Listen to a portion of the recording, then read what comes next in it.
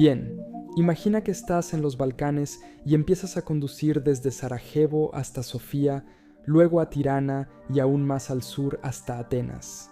Y todo esto sin salir del país. Suena loco, ¿no? ¿Qué tan grande debe ser ese país?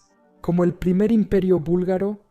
Quizá, pero no sería un solo país. Sería una unión de todos los países balcánicos en una federación, aunque había diferentes niveles en esto.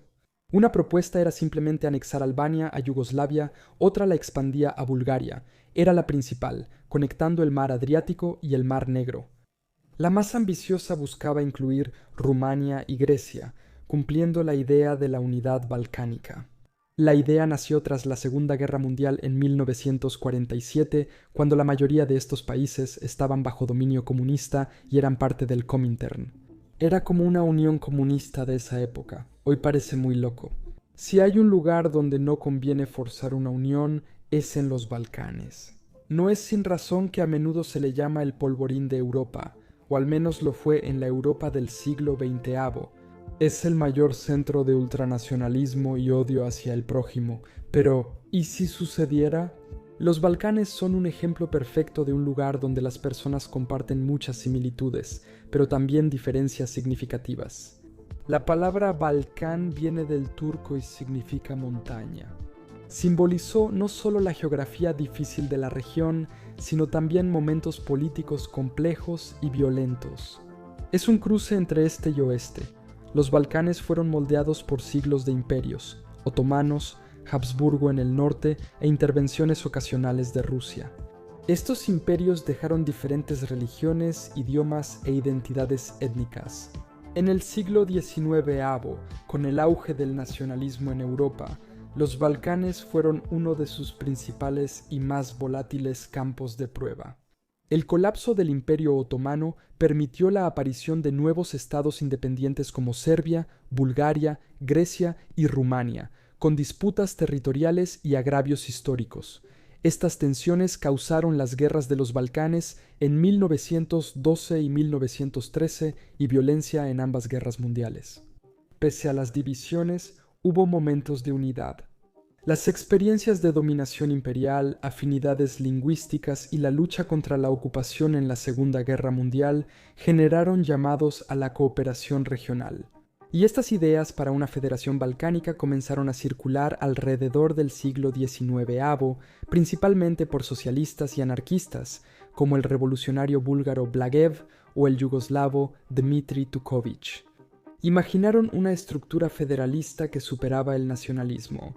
Estas ideas quedaron mayormente teóricas por la guerra, la interferencia de potencias y gobiernos nacionales, aunque siguieron como ideal político de intelectuales de izquierda. En los años 40 los movimientos comunistas surgidos tras la Segunda Guerra Mundial les dieron nueva vida, particularmente en Bulgaria y Yugoslavia, pero retrocedamos un poco a la época en que la idea empezó a circular, era el siglo XIX y los debates comenzaron a darse un poco después. En los años 20 la Federación Comunista de los Balcanes se fundó como parte de la Comintern y fue una de sus principales defensoras. Curiosamente su sede estaba en Viena, lejos de los Balcanes, pero en la capital del imperio que dominaba gran parte de esa región. La federación buscaba apoyar movimientos de liberación nacional, rechazar el nacionalismo y unir los Balcanes bajo un socialismo común. Sin embargo, enfrentó muchos obstáculos. Operar en entornos hostiles y adaptarse a las estrategias cambiantes de la Comintern de Stalin. Frecuentemente anteponían los intereses diplomáticos soviéticos a la revolución local. Además, los comunistas estaban divididos. Los yugoslavos buscaban liderar una federación, pero los búlgaros pedían igualdad. Griegos y rumanos estaban ocupados en sus propios conflictos. Fue un desafío difícil. Sin embargo, la idea sobrevivió en círculos clandestinos y ganó legitimidad en 1945 cuando los regímenes soviéticos tomaban el poder en la región. Y el principal de esos regímenes era Yugoslavia, a la cabeza de la idea queriendo expandir su propia influencia en la región como líder de una posible unión. En el centro estaba Josip Broz Tito, la figura clave de la Yugoslavia de posguerra y exsoldado austrohúngaro. Operativo comunista experimentado y líder del movimiento de resistencia más exitoso en la Europa ocupada. Tito salió de la Segunda Guerra Mundial con una legitimidad sin igual tanto a nivel nacional como internacional. Su movimiento partisano liberó Yugoslavia casi sin ayuda externa y sentó las bases para una revolución socialista de raíces autóctonas.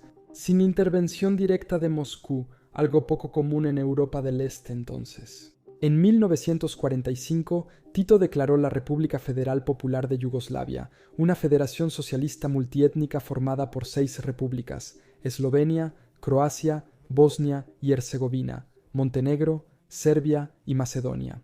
Era, en efecto, una mini-unión balcánica. Ya desde entonces, la estructura federal interna era esencial para la visión política de Tito. Fue diseñada para acomodar las diversas identidades nacionales de los pueblos yugoslavos, y el modelo podía expandirse para incluir al resto de los países balcánicos. Porque las ambiciones de Tito iban más allá de las fronteras de Yugoslavia, él se veía a sí mismo como el líder natural de la región de los Balcanes. Su éxito en la guerra le dio prestigio entre los comunistas del sur de Europa, quienes lo veían como ejemplo. Tito pensaba que la guerra permitió un nuevo orden político en los Balcanes. Uno donde monarquías, fronteras imperiales y rivalidades nacionalistas serían reemplazadas por la unidad socialista. En 1946, la política exterior de Tito mostraba cada vez más esta ambición. Respaldó a los comunistas en Grecia durante su guerra civil, fortaleció lazos con Albania y empezó a cortejar. Bulgaria tiene fuertes lazos lingüísticos, culturales e históricos con las repúblicas eslavas del sur de Yugoslavia, especialmente Macedonia del Norte. Cualquier griego te dirá rápido que Macedonia del Norte no debe usar un nombre helénico, ya que son más cercanos a los búlgaros. Pero de todos modos, para Tito, una federación balcánica era más que un ideal ideológico.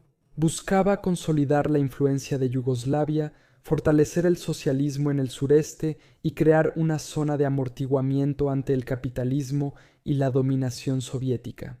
Ahora, si lo piensas, esto básicamente sería crear un país completamente nuevo prácticamente de la nada. Sin embargo, aunque muchos pensaban que era una buena idea en teoría, la situación en la práctica era un poco más compleja. Bulgaria y Rumania estaban en la órbita soviética, pero Yugoslavia se mantenía aparte. Stalin inicialmente toleró la independencia de Tito, confiando en que la ideología común mantendría a Yugoslavia unida a Moscú.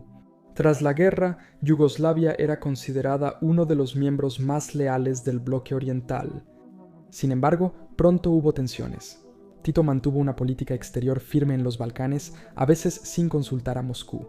Para Stalin, estas acciones eran audaces e inquietantes, pero seguían la estrategia soviética de consolidar el socialismo en Europa del Este.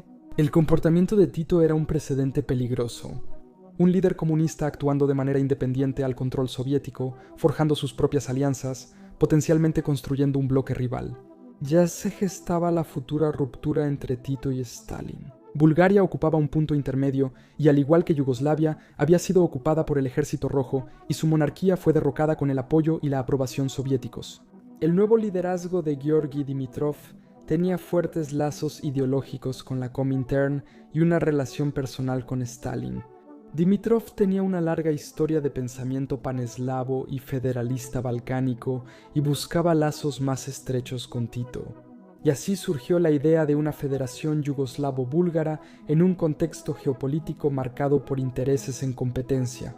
La ambición de Tito, el idealismo de Dimitrov, la sospecha de Stalin y la alarma de Occidente. El acuerdo de sangre de 1947 nacería de esta mezcla inestable, así que, ¿qué fue ese acuerdo? A mediados de 1947, la idea ya no se limitaba a vagas declaraciones ideológicas o panfletos revolucionarios, se había convertido en un esfuerzo diplomático serio. Los primeros pasos hacia la unificación fueron cautelosos. En 1947, ambos gobiernos iniciaron discusiones secretas para cooperar más estrechamente. Estas conversaciones se llevaron a cabo lejos de la mirada curiosa de los diplomáticos occidentales y, lo más importante, con una participación limitada de la Unión Soviética. En primavera y verano de ese año se intensificaron los intercambios entre las delegaciones yugoslavas y búlgaras. Militares, planificadores económicos y funcionarios del partido viajaban entre Belgrado y Sofía. Estas visitas tenían un tono de solidaridad fraternal, y los discursos destacaban la unidad eslava, el internacionalismo y la eliminación de fronteras artificiales. Públicamente, los gobiernos minimizaban cualquier conversación sobre la unificación. Querían estar seguros, pero tras bambalinas, las conversaciones se volvían cada vez más ambiciosas.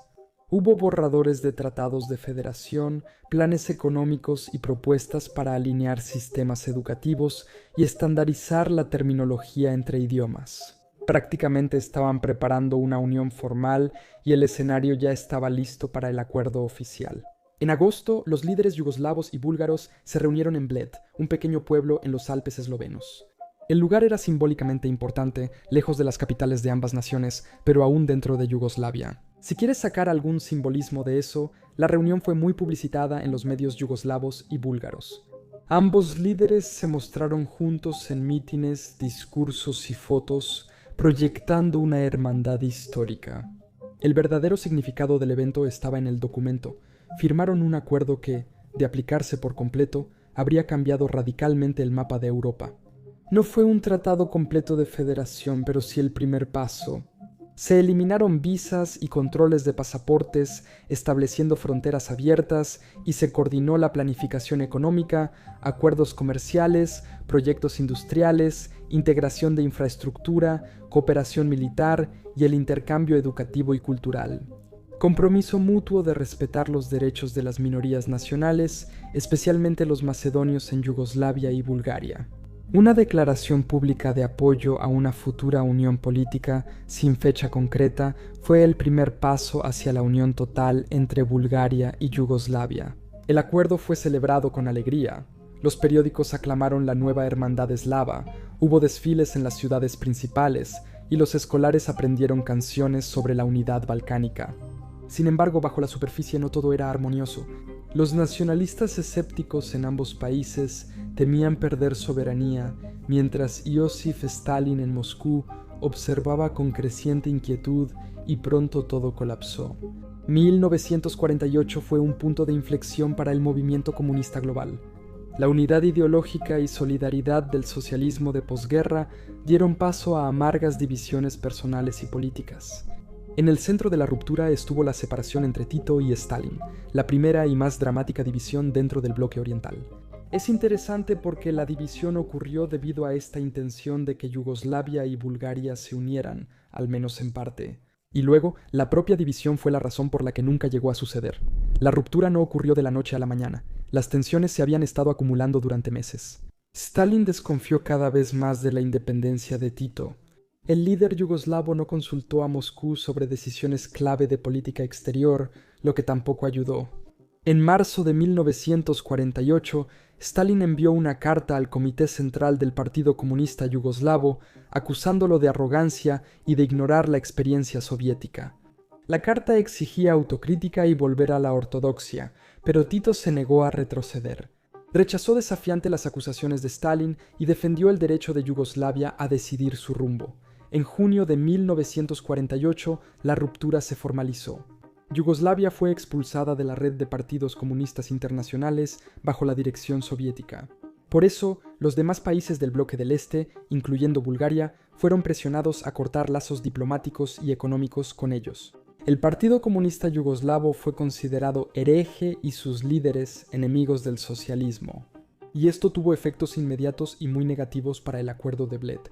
La integración entre ambos países era delicada y no resistió la presión de la ruptura. Stalin llamó a Dimitrov a Moscú, lo reprendió por sus errores y, aunque Dimitrov apoyaba la unidad eslava, tuvo que someterse. Bulgaria detuvo la unificación, revirtió acuerdos fronterizos, canceló iniciativas e ignoró el reconocimiento de la minoría macedonia. El proyecto de la Federación Balcánica fue borrado de la historia. Los libros de texto búlgaros dejaron de mencionarlo, y la propaganda yugoslava pasó a retratar a Bulgaria como una herramienta del estalinismo. Si iniciaste la escuela en esos países en los años 50, probablemente nunca escuchaste sobre eso. Para Tito, la caída de la federación fue un golpe personal y político.